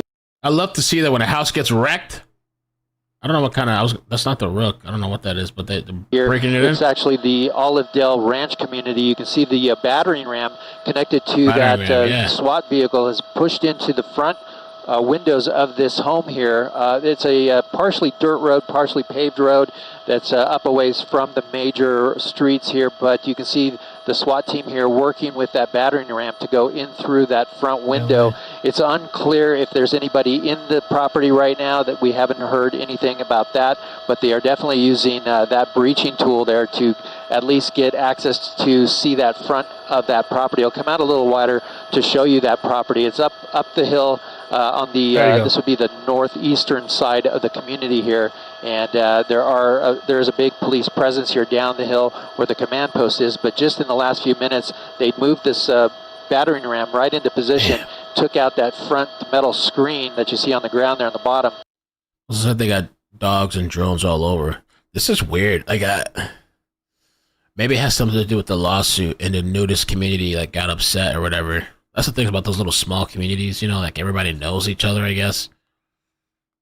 And maybe possible, maybe they retaliated to get rid of the lawsuit, whoever it was. And are continuing to work on that window to pull it out. So it's unclear if they are in communication with anybody inside of that home or not. But certainly Redlands SWAT team here making their move on this property here in that Kiesel community. That's the latest overhead up in Sky 5. I'll send it back to you in the studio. Gil, just want to get a clarification. Is this the residence of the missing couple? You know, we're not sure exactly which property it is. It is in the community where they live, though. So it's definitely within the community here.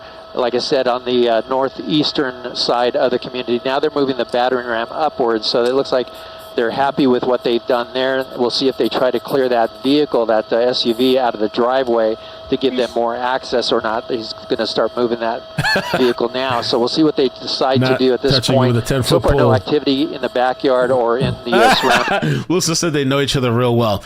What's the name of that community? What is that? What is the nudist colony called over there? The Olive Dell Nudist Ranch. All right, in areas here, but they have this area completely shut down. And Gil, you're very experienced. Bro, family-friendly nudist resort. Oh, shit. Wow. Okay. Bring your kids. Oh. Snowbirds welcome. Join the fun. 5 miles of hiking trails with, and that area probably over there, I can only imagine. There's probably so many places. I have to look at it on the maps, but there's probably so many places you can get rid of somebody or hide somebody or a body or just whatever you want to do. Beautiful mountain views, pool, jacuzzi, clubhouse with daily activities. Close to 2 towns for shopping and restaurants. 45 minutes to Disneyland and beaches. That's too long for me. Not Disneyland, but the beaches. 45 minutes to the beach. Hell no. I mean, I live further from the beach now, but don't take me that long. So long and short term RV spaces, daily rate $120 with hookups. What does that mean? Hookups? Are you hooking up with people? Daily rate so you just drive your RV over there, and if you want to hook up, is that what that means? Or does it mean like your RV hooks up to something? Weekly rate $800 with hookups. Discounts from multiple weeks. Huh? Oh, Moy's Live? Huh? What do you mean it won't cut off? I wonder if we should just start a new thing on the main page. It can mail. Do we have notifications? Can you try to look and see? This notification thing is screwing me on the main page. Oh, they left for fuel. Okay. Well, if they go back, then maybe we'll go live on the main page. I can collect. He's live, but he's like leaving or something from what I see. Is he going or leaving?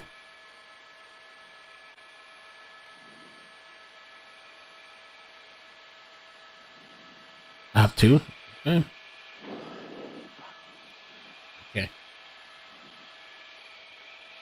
Hey, Booth, repeat. Sorry. Do you guys know, is Moy leaving or coming? Okay, 2 minutes. You got it.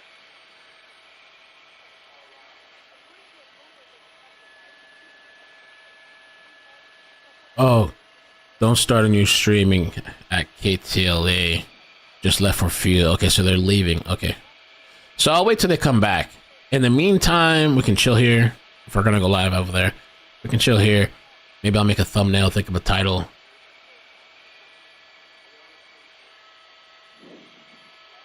Family Nudist Resort. Ah. Our amenities include all the stuff we just talked about. See our calendar for events. Okay. Since 1952.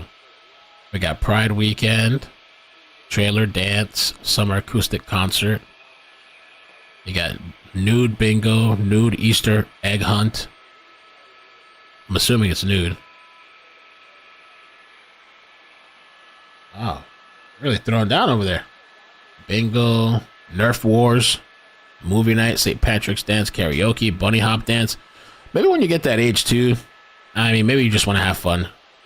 Hey, Booth, we're landing. I'm not sure if our signal will hold up all the way. Landing. Landing time! Let's see if I can get work on a thumbnail. Okay.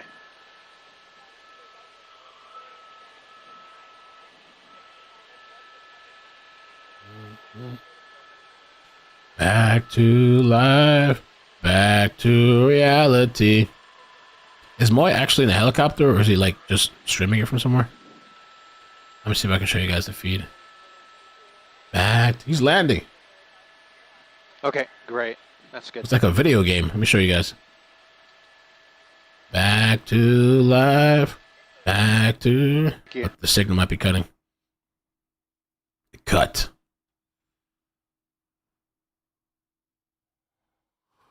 Okay. So they're refueling, and maybe they're going to go back.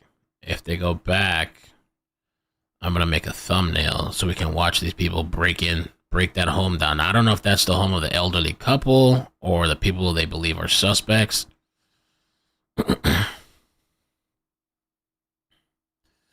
Elderly couple vanished. I like the name of that, maybe. Elderly couple vanished.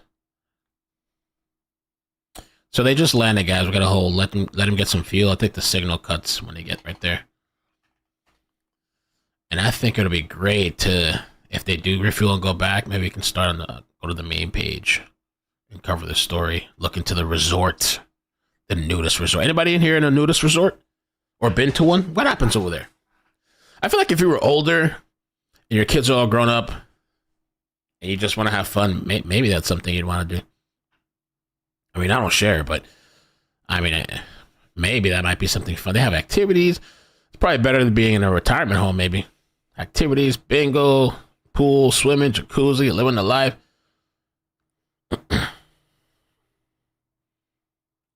Naked Twister. Twister, the hot spot, did it? Is that how the song goes? Twister, the hot spot. All right. I think I can work with this for a thumbnail.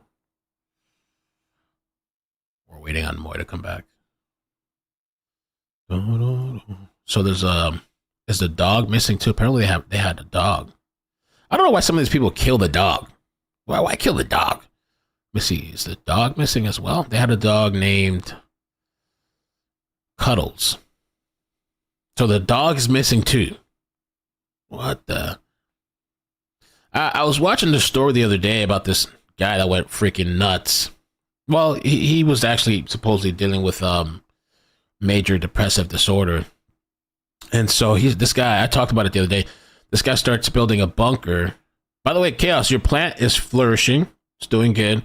One of the flowers came off today, though, I think because of the wind was blowing so hard. And then Carly's plant, the Brazilian jasmine, is actually doing really good too. I want to repot it so bad, but I also don't want to touch it because I think I've messed enough with those plants. If it's fine, just leave it alone for now.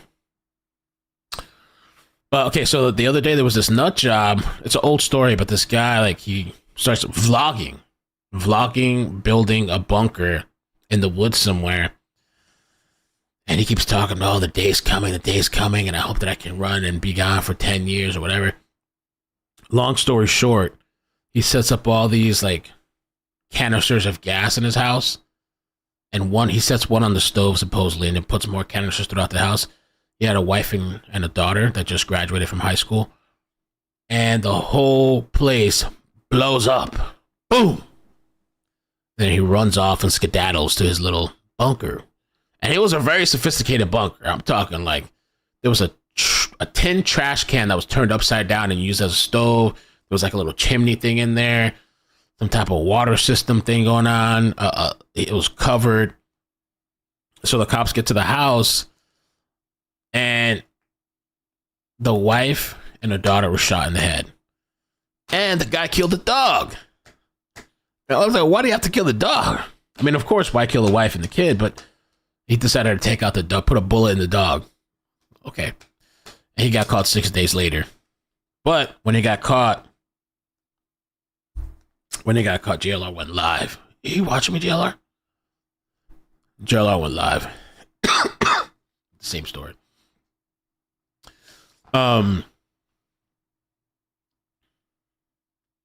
He got caught 6 days later, and when the cops came in and they were closing in on him, he shot himself. That was that.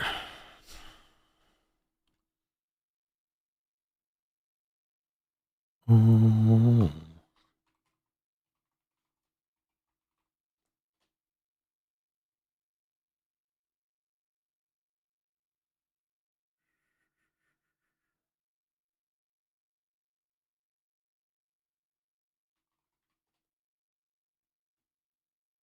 Mm-hmm.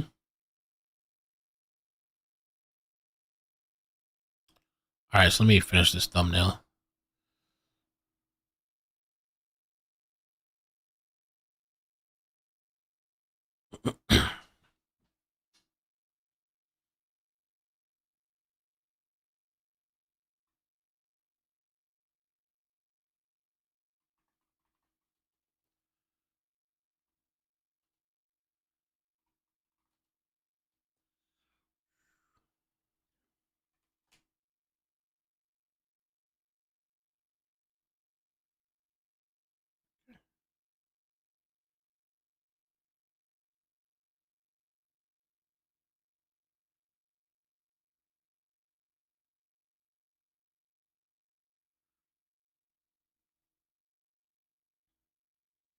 KTLA.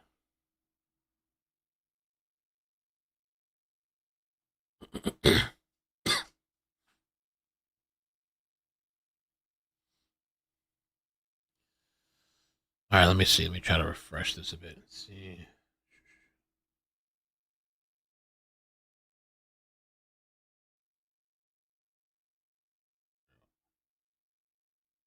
Not yet. Still waiting. Still waiting. I should get it. I could actually make a better thumbnail if I use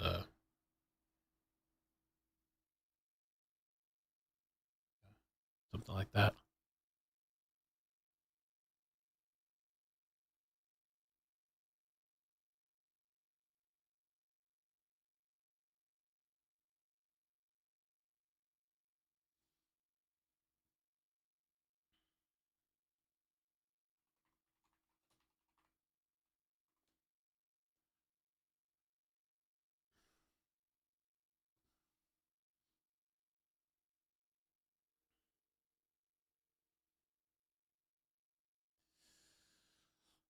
This is Above in Sky 5 with the details. Gil?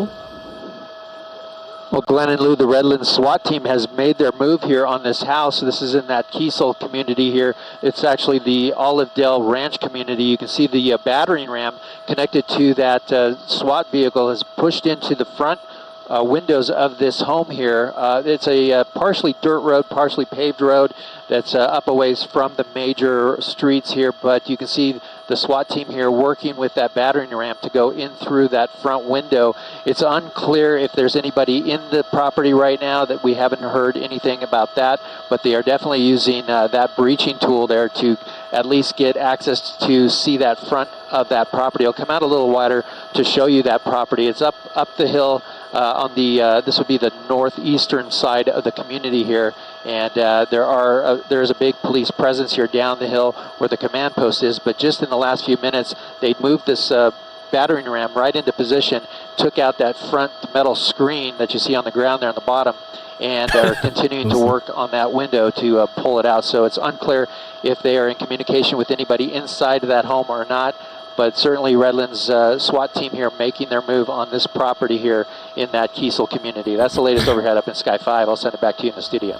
Gil, just want to get a clarification. Is this the residence of the missing couple? You know, we're not sure exactly which property it is. It is in the community where they live, though. So it's definitely within the community here. Like I said, on the northeastern side of the community. Now they're moving the battering ram upwards, so it looks like they're happy with what they've done there. We'll see if they try to clear that vehicle, that SUV, out of the driveway to give them more access or not. He's going to start moving that vehicle now. So we'll see what they decide to do at this point. So far, no activity in the backyard or in the surrounding areas here, but they have this area completely shut down. And Gil, you're very experienced. You've seen SWAT and standoffs and things that happen. Why the battering ram? Why not just knock on the door or go into the home? Do you think they've gotten intel that possibly someone's being held captive?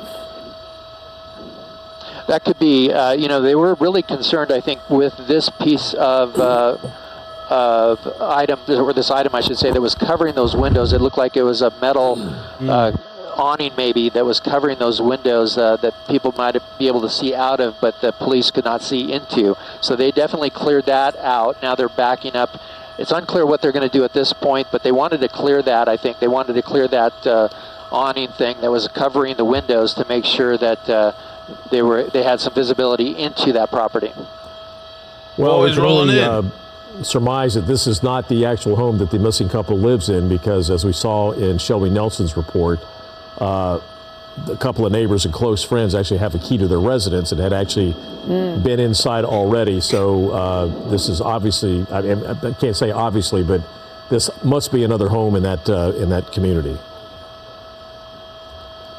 Yeah, I don't believe this is the home. Unfortunately, the streets here, like I said, they're semi-paved, semi-dirt roads. They're not labeled, at least on our map system anyways. They're not given a name. So really, it's the 26,000 block of Kiesel Road is what the address comes back to. And that's part of the problem for us, is figuring out exactly where the couple's home is and according to where this property is. So is it just Redlands SWAT that is on the scene right now?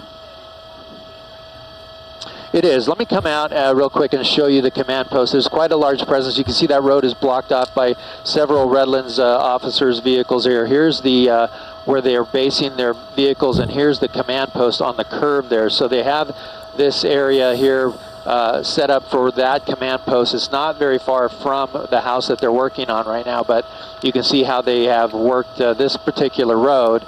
They've gone up the road with that SWAT vehicle, and now they're right in front of this property. So it's unclear exactly how close this is to the actual couple's property. Okay, once again, if you're just joining us, this is a situation where an elderly couple in Redlands in this community has been missing at least since Sunday. Shelby Nelson, who was there on the ground, reported earlier that a couple of neighbors that they usually go to church with, they had not heard from them. They happened to have a key to their place, and they went inside, and the woman who lived in the house, she has to walk with a cane because she has multiple sclerosis. Her cane was in the house. I believe she said the couple's cell phones were also in the house.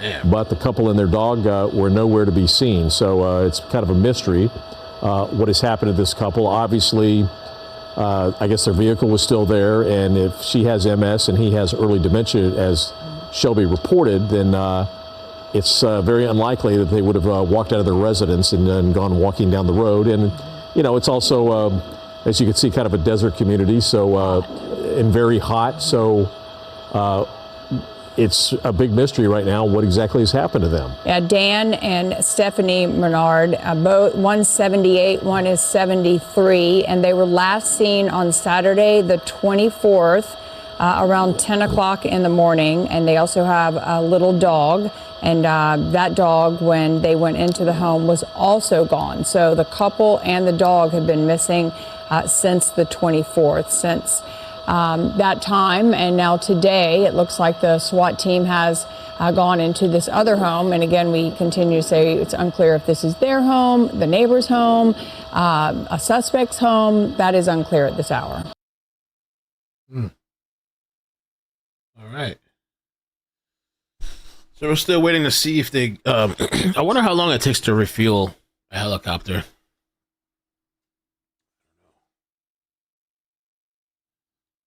I was trying to read up about that, actually, but it depends on the system that they're using.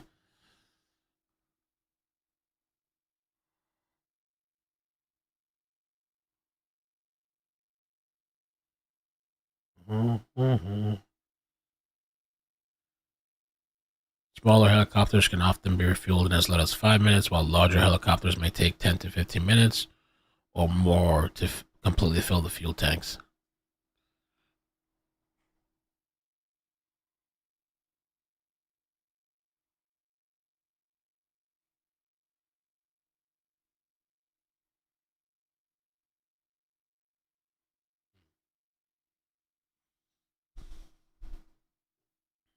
GPM. Yeah, I was reading about that. Gallons per minute. 30 minutes, Nancy says?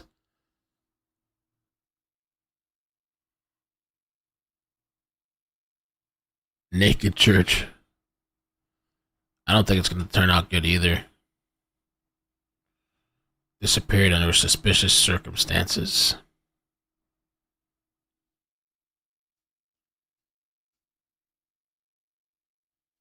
No way they could have left the area due to their physical ailments. Stephanie and Daniel Menard.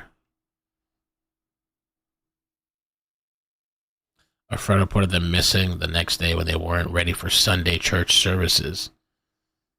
Yeah, I wonder, is it a new church service? Are they all naked in there? It's kind of interesting if they are.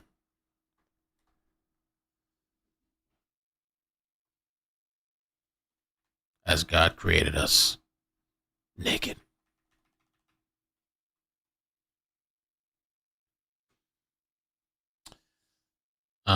They went inside of their home to see if they'd be okay, and they didn't find them in there. Friend Sandy Marino said, very weird.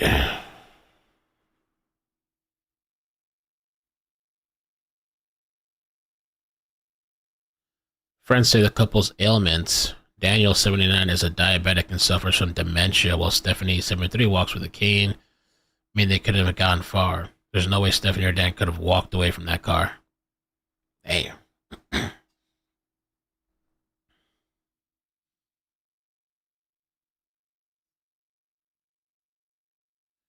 Tammy Wilkinson. We're going to have to pull up all the clips and stuff, the news clips of the friends, the interviews.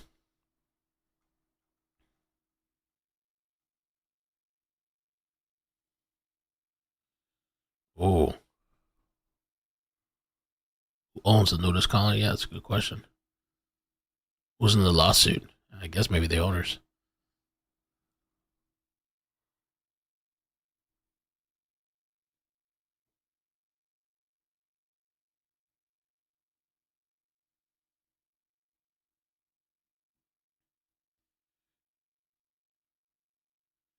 What did I can prep say?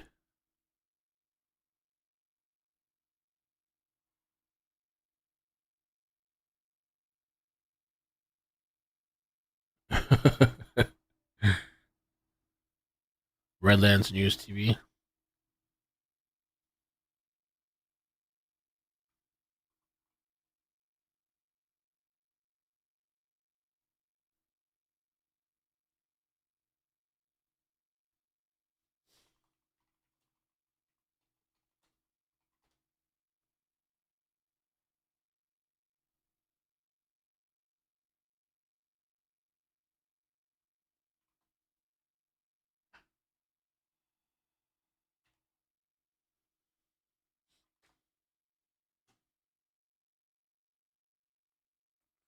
Person of interest in couple's disappearance and standoff with police. Ooh. Ooh. We need a live feed oh, we got a live feed. Let's go, motherfucker. Let's go. Oh, let's go, motherfucker. Let's go. Oh, it's a standoff, baby. Live. Let's go. Sorry.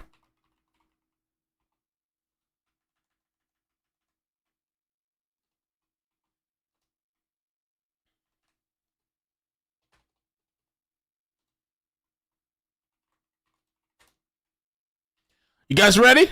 We're gonna go to the, as this weird couple was saying the other day, we're going to the other side, guys. Oh yeah, we're going to the other side. I'll see you on the other side.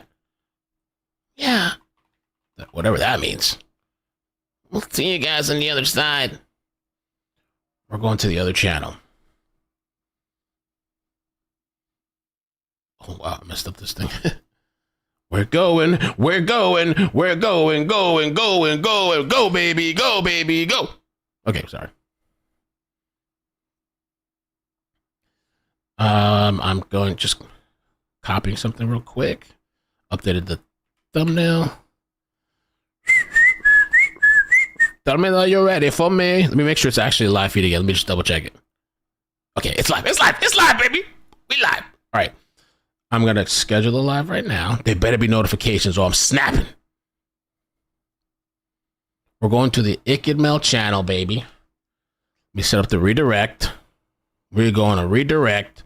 How the hell do we get into a standoff? Everything, baby. Let me fix this because for some reason I didn't add the thumbnail. I added the thumbnail multiple times, but if you want to play me like that, we can do that. Okay, we can do that. Now I fixed it. Let's go. I think I'm gonna need some caffeine. I don't know how long we're gonna be here. All right, I'm gonna drop the link in the chat in case you don't get transferred. Okay, in case you don't get transferred, but I will be taking you guys over there. Give me 1 second too, because I just have to switch profiles. All right. So let's go. Here we go. Bloop, bloop, bloop.